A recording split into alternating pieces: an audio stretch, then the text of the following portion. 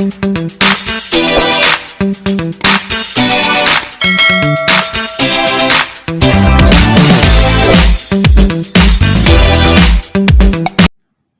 balai pustaka itu kalau sejarahnya asal mulanya adalah sebuah komisi, sebuah badan yang dibentuk oleh Belanda 1908. Waktu itu Anda kan dengar 1908 itu terjadi juga berdirinya Budi Utomo, ya, oleh Sutomo dan kawan-kawan. Nah pada masa itu sebetulnya tersebar bacaan-bacaan rakyat, ya, yang dibawa oleh salah satu diantara dibawa oleh pedagang-pedagang POC. Jadi masyarakat udah baca karya-karya dari luar, tapi baca-baca itu tidak bisa disaring. Oleh karena itu Belanda melihat ini perlu namanya Komisi Bacaan Rakyat. Dibuatlah Komisi Bacaan Rakyat itu tujuannya menyaring, ya, buku-buku yang boleh dibaca oleh masyarakat pada masa itu. Maka dibuatlah ketentuannya.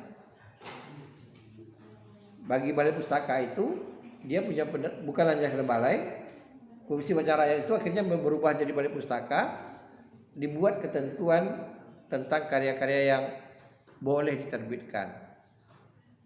Salah satu diantaranya karena buku-buku dari Cina, dari luar itu banyak yang bersifat pornografi, tidak mengembangkan atau membuat pornografi. Itu salah satu. Yang kedua, tidak bertentangan dengan kolonial. Ya, ada 6 syarat, ya, yang dibacakan itu. Nah, muncullah oleh karena itu kebanyakan pada masa balai pustaka itu penulisnya dari Sumatera. Nah, muncul atau tema-tema yang regional. Sumatera itu dulu dikenal, kita mengenal namanya Sumatera Tengah. Jadi Sumbar Riau itu jadi kesatuan dulu, namanya Sumatera Tengah. Nah, dulu ada sekolah di daerah Padang Panjang itu memang dia katakan sekolah itu melahirkan para penulis-penulis karena dia tingkat pendidikannya itu bagus. Nah, muncullah penulis-penulis dari Sumatera. Jadi kalau Anda baca tokoh-tokoh balai pustaka itu rata-rata tokoh-tokoh itu dari Sumatera. Bahkan itu berlanjut sampai ke Penjaga Baru. Ya. Sultan Hadir kita bicara Hamka Sumatera Barat. Kita bicara tentang Hanafi Sumatera Barat. Kita bicara tentang Kawan Bergelut itu dari Sumatera. Jadi semuanya dari Sumatera gitu. Nah, karenanya dari Sumatera, maka semakin kuat, ya, masih semakin kuat bahasa Melayu itu karena diperkuat oleh sastrawan. Karena mereka menggunakan idiomnya Melayu, bahasa Melayu.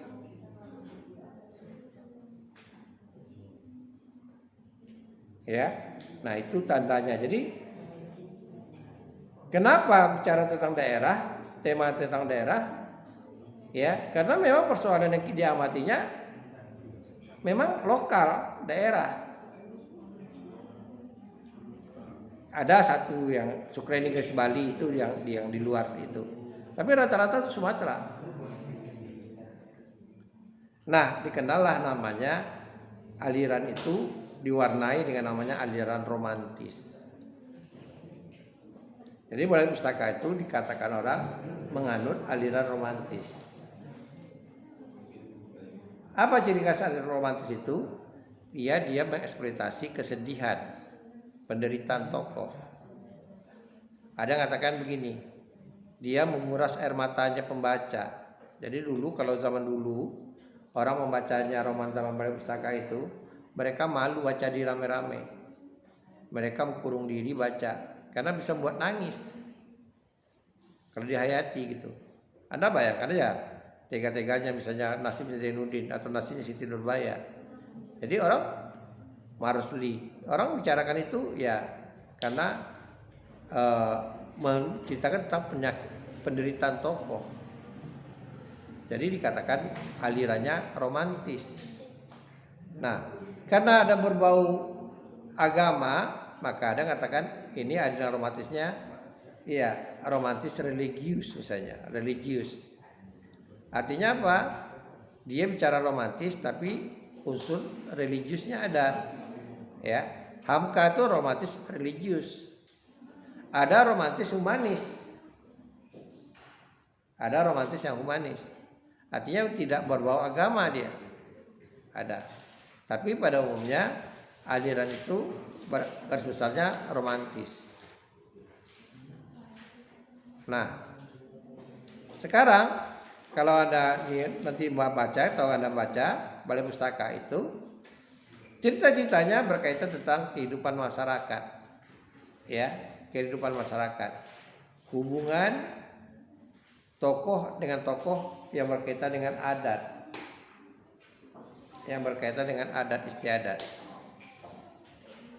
Jadi tokoh dan tokoh itu halangannya itu adalah adat, bukan orang ketiga. Kedudukannya itu tidak bisa ketemu tokoh itu karena dihalangi oleh adat, pandangan orang terhadap adat. Nah, itulah dikatakan orang tema-temanya. Ya, pertama dikatakan temanya tentang adat istiadat, yang kedua ada yang katakan temanya kasih tak sampai. Karena rata-rata di Balai Pustaka itu, karya Balai Pustaka itu rata-rata mereka tidak ketemu jodohnya di akhir cerita. Jadi pasangan itu tidak ketemu jodohnya. Rata-rata begitu. Karena itu dikatakan orang temanya itu tema kasih tak sampai.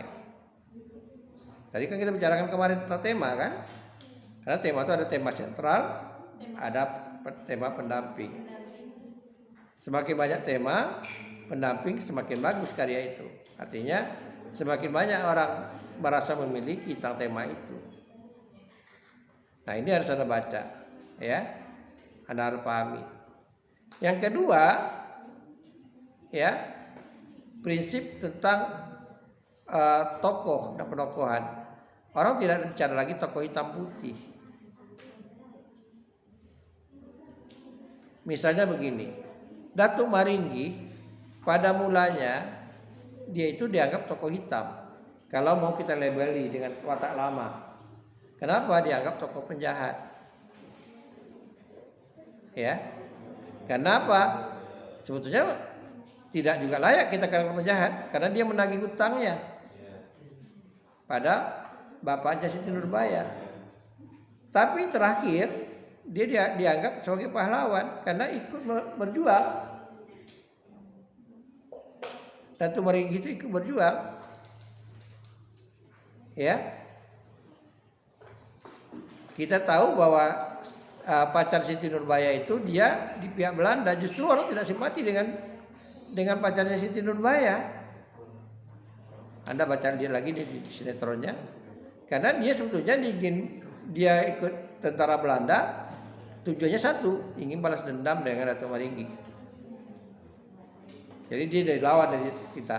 Tapi orang nggak mau lihat itu. Jadi pada endingnya cerita itu Datuk Maringgi itu dapat nama jadi pahlawan karena dia ikut berjuang mengusir penjajah. Jadi itu yang perlu dipahami kalau kita mengapresiasi, ya. Kenapa Mara Rusli itu menggunakan cerita begitu, ya? Mungkin dia punya maksud. Punya maksud apa? Kita bisa mengkelas-kelaskan. Oh, dia jahat di sini dia jahat. Dia baik itu di sini dia baik. Jadi ada klasifikasi orang. Tidak merata, tidak bisa kita menggeneralkan kelakuan orang itu jahat. Gitu. Jadi itu sekedar apa? Sama juga nanti Anda baca nanti Sengsara Membawa Nikmat misalnya. Atau Kawan Bergelut misalnya di Sumana S, ya. Atau banyak lagi karya-karya lain di zaman Balai Pustaka. Kalau Hamka itu ada di bawah lindungan Ka'bah, Merantau ke Deli. Nah, Anda bisa pahami, nanti Anda baca dulu, lalu aspek apanya bisa Anda bedah. Yang bisa Anda pahami. Jadi Anda cari dulu karya itu, cari dulu, nanti Anda baca, nanti baru Anda lihat aspek apanya mau Anda jadikan konten. Ya. Nah, itu tadi, ya. Itu tadi yang perlu dipahami. Jadi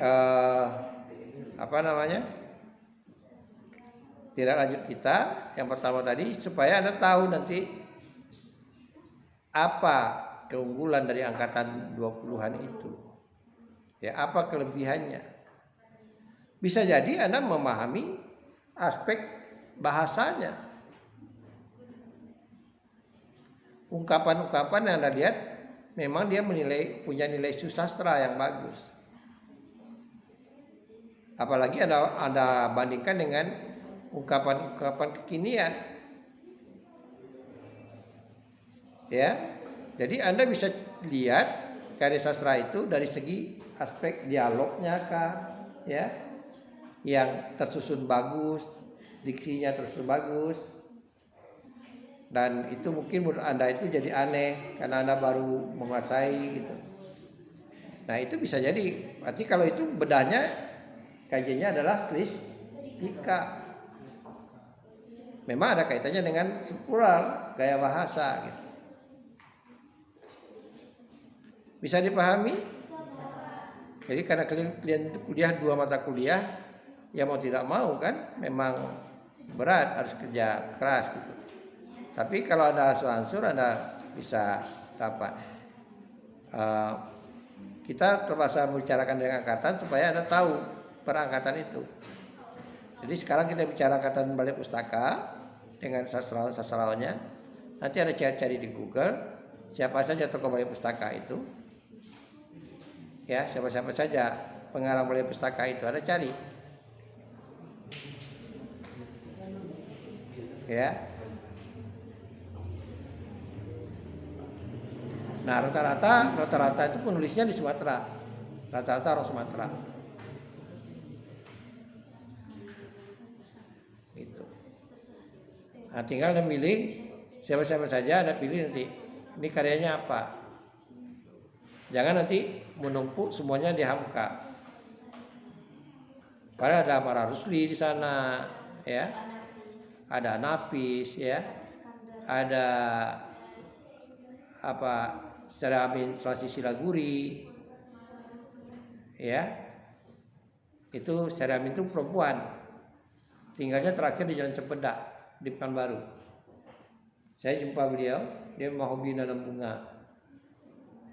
Bahkan waktu tahun 80-an beliau terbit lagi buku dia dicetak ulang lagi. Semua biaya honornya itu diberinya bunganya. Jadi dia buat nama samaran, kalau tidak Silasi, Silaguri. Nama ibu itu Syaryamin, Ibu Syaryamin. Jadi dipahami lagi, dicari lagi ya karya-karyanya. Mudah-mudahan tidak sama gitu. Ataupun kalau sama sumbernya, objeknya tidak sama.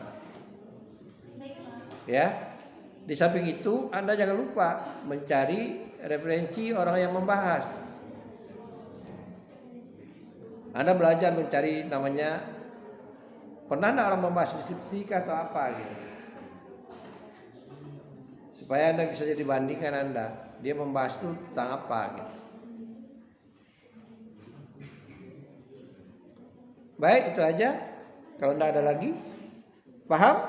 Tugas prosafiksi Anda cari pengarang angkatan 20-an, lalu Anda cari pengarangnya, karya-karyanya, pilih satu karya aja.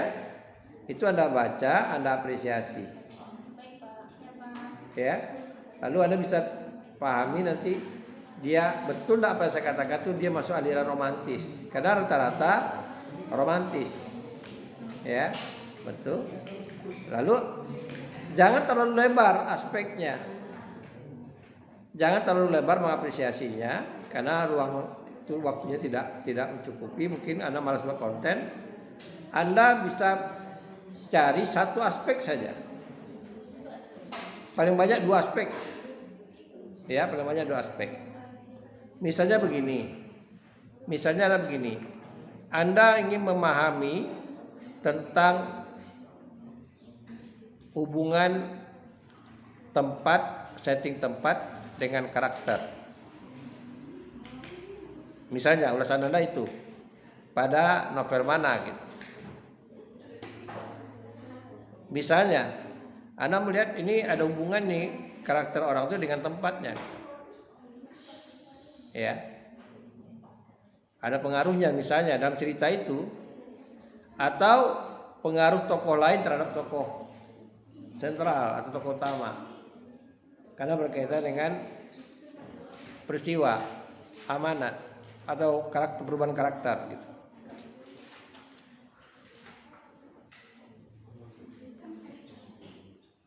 Oke, paham?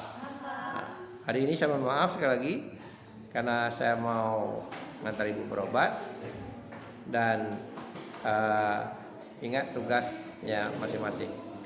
Itu aja. Wabillahi taufiq wal hidayah. Assalamualaikum warahmatullahi wabarakatuh.